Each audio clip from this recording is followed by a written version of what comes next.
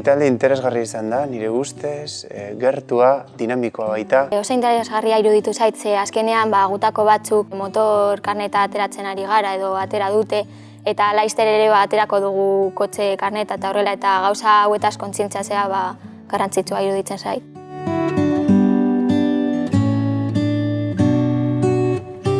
Cuando llegamos nosotros, imaginaos la escena, eran 2 motos, 2 chavales heridos, 2 conductores, sangrando, piernas, demás, y una que no se movía. Yo creo que está bien que nos hagan saber qué cosas pueden pasar cuando cojamos un coche y qué consecuencias pueden traer eso, no solo a nosotros, sino también al resto de conductores. Oro har esperientzia transmititzea lehenengo eskukoa oso baliagarri iruditzen zait. Pero por no ponerse el casco en un momento, acabó muerta. Kontuten eukizue, velocidadie edo despiste bategatik, bizitzaren alderdi batetik bestera pasetan dela, baina momentu baten.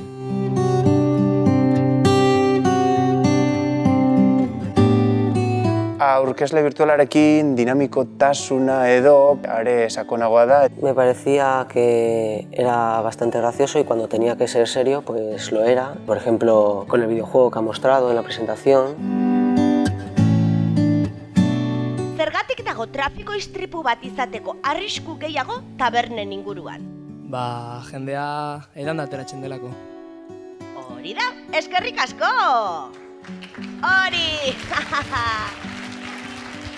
Me ha parecido interesante de que interactúe con el público y así, que nos haga hablar a algunos. Ta zure amari ze gertatu zitzaion? Nire ama oso larri egon zen hilzorian, eta bakuntza batzuen ondoren, odol transfusio batzuen ondoren, eta ubin denbora desente igaro ondoren, atera zenean fisikoki ongi geratu zen.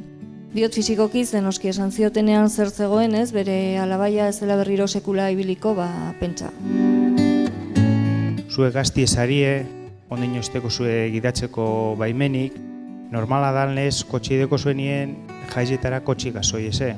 Jaizetan eran eiken da, normala baino gehitzu hau, drogak hartzen die, drogak eta alkola ez die kompatiblik volantiaz.